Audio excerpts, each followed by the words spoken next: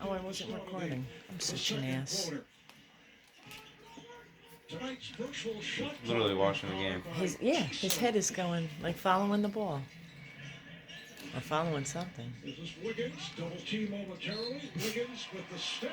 Ball knocked out of his hands. I wanted to stand up and do it again. Look at this squad that's been put together by Brooklyn.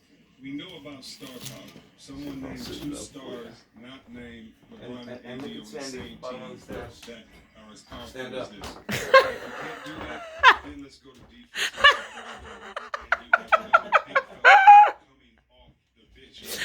Oh my God! See the wings. Prince, Shamet, LeVert.